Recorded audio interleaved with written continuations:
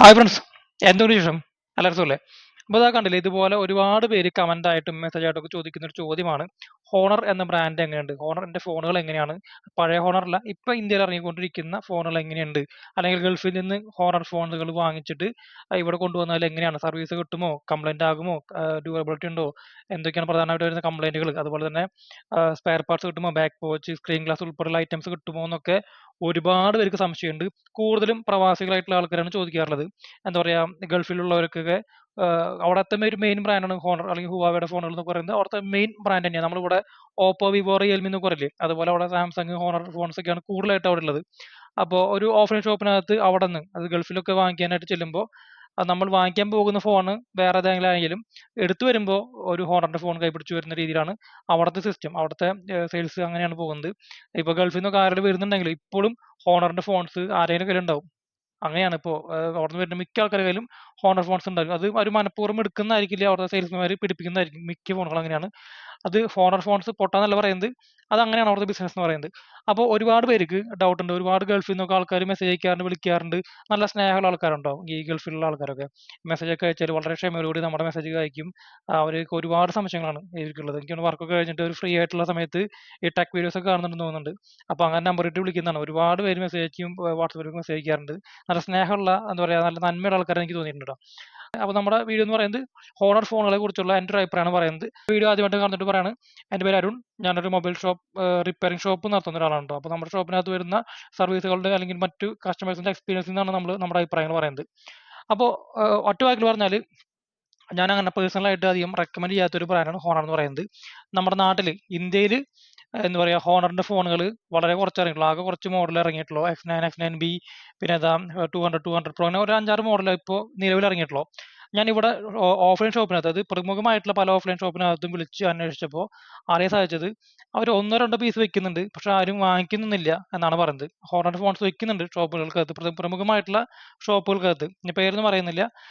അവരൊക്കെ ഒന്നോ രണ്ടോ പീസൊക്കെ വെക്കുന്നുണ്ട്, പക്ഷെ ആരും അങ്ങനെ ഹോണറിന്റെ ഫോണുകൾ എടുക്കുന്നില്ല. പിന്നെ ഫിനാൻസിന്റെ അവൈലബിലിറ്റി ഒക്കെ കുറവായതുകൊണ്ട് തന്നെ റെഡി ക്യാഷ് ഒന്നും കൊടുത്തിട്ട് ഹോണർ ഫോൺസ് അത്രയ്ക്കും ആ ബ്രാൻഡിനോട് ഇഷ്ടമുള്ള ആൾക്കാരൊന്നും നമ്മുടെ നാട്ടിലില്ല എന്നാണ് തോന്നുന്നത്.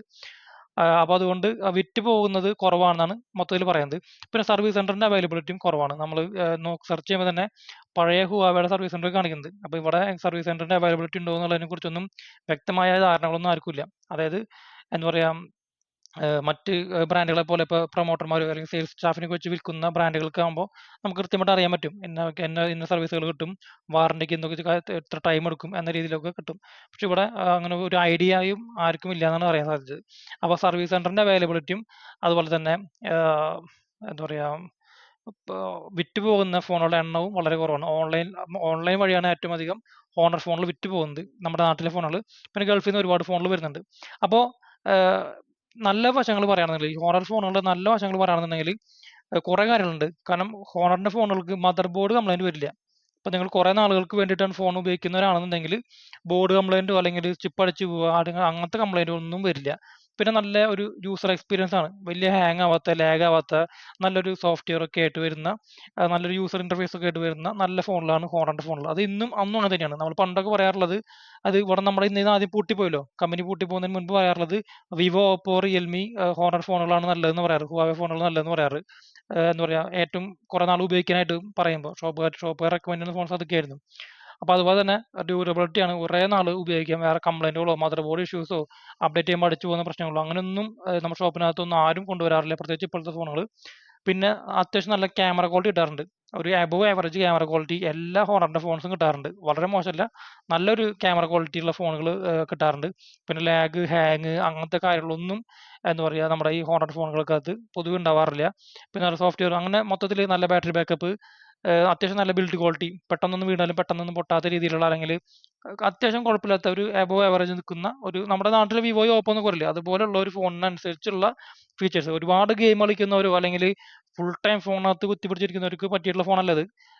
അല്ലാത്ത രീതിയിൽ നോർമലായിട്ട് യൂസ് ചെയ്യുന്നവർക്ക് കുറെ നാൾ ഉപയോഗിക്കാൻ പറ്റുന്ന മോഡൽ തന്നെയാണ് ഹോണറിന്റെ ഫോണുകൾ. അതിപ്പോൾ ഇറങ്ങുന്ന ഫോണായാലും മുൻപത്തെ ഫോണായാലും ഇപ്പോൾ ഗൾഫിൽ നിന്ന് കൊണ്ടുവരുന്ന ഫോൺസ് ആയാലും ഉൾപ്പെടെ എല്ലാം അങ്ങനെ തന്നെയാണ്. ഇനി പോരായ്മകൾ എന്ന് പറയുന്നത്, ഒന്ന് സർവീസ് സെന്റർ സപ്പോർട്ട് കുറവാണ്. സർവീസ് സെന്റേഴ്സിന്റെ ഇത് കുറവായതുകൊണ്ട് തന്നെ നമുക്ക് ഒന്നും പറയാൻ പറ്റില്ല.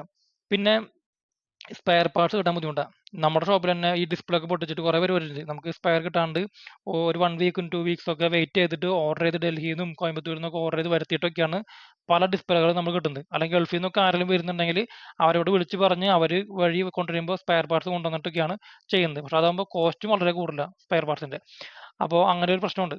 അപ്പോൾ എനിക്ക് എടുത്തു പറയാനുള്ളത്, നിങ്ങൾ ഗൾഫിൽ നിന്നൊക്കെ വരുന്നവരാണ്, അല്ലെങ്കിൽ അവിടെ നിന്ന് കൊണ്ടുവരുന്നവരാണെന്നുണ്ടെങ്കിൽ നമ്മുടെ നാട്ടിൽ കിട്ടുന്ന മോഡലാണെന്ന് അന്വേഷിക്കുക.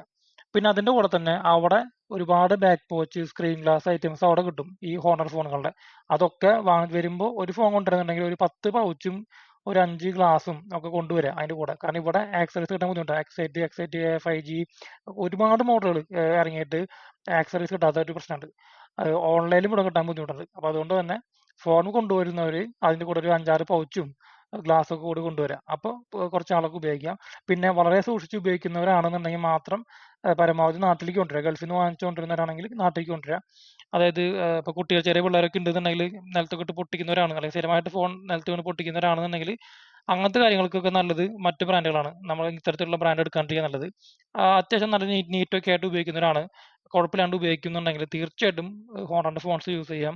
ഇനി അതിപ്പോൾ വന്നു തുടങ്ങിയിട്ടല്ലോ. ഞാൻ ഇപ്പോഴത്തെ സിറ്റുവേഷൻ പറയുന്നത്, ഇനി ചിലപ്പോൾ അവർ കുറച്ചും കൂടി നല്ല രീതിയിൽ ഫോണുകളൊക്കെ ഇറക്കി സർവീസ് സെന്റേഴ്സും അല്ലെങ്കിൽ ആക്സറീസ്, അത് എന്താ പറയുക, സ്പെയർ പാർട്സിന്റെ ഒക്കെ അവൈലബിലിറ്റി കൂട്ടിക്കഴിഞ്ഞാൽ നമുക്ക് അതെന്തായാലും നല്ല രീതിയിൽ മുന്നോട്ട് പോകുമെന്ന് പ്രതീക്ഷിക്കാം. കാരണം അങ്ങനെ പെട്ടെന്നൊന്നും നിർത്തുമെന്ന് തോന്നുന്നില്ല. ഇനി ഇപ്പോൾ ഒരുപാട് ഫോൺസ് ഇറങ്ങിക്കൊണ്ടിരിക്കുന്നുണ്ട്. ഇപ്പോൾ നമ്മൾ ഹോൾസെയിൽ ഷോപ്പിലായാലും പോയി അന്വേഷിക്കുമ്പോൾ ഹോണറിന്റെ ബാക്ക് പോച്ചും ഐറ്റംസ് ഒക്കെ കിട്ടാൻ ബുദ്ധിമുട്ടാണ്. നമ്മുടെ കേരളത്തിൽ അല്ലെങ്കിൽ ഇന്ത്യയിൽ ഹോണർ ഫോൺസ് എന്നോട് പേഴ്സണലി റെക്കമെൻഡ് ചെയ്യാൻ പറഞ്ഞാൽ ഞാൻ റെക്കമെൻഡ് ചെയ്യില്ല.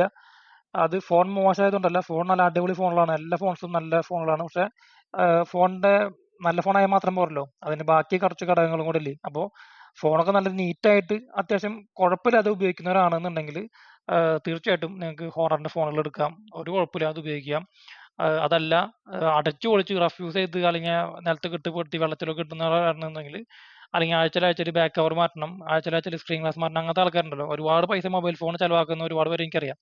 അത് ജോലിക്ക് പോകുന്നതിൽ 90% കാശും ഈ ഫോണിന്റെ ഭംഗി കൂട്ടാൻ വേണ്ടി നടത്തുന്നവർ എനിക്കറിയാം. അപ്പൊ അതുകൊണ്ട് അങ്ങനെയുള്ളവരാണെന്നുണ്ടെങ്കിൽ വേണ്ടാന്ന് പറയുള്ളൂ, വേറെ ബ്രാൻഡുകൾ കിട്ടും.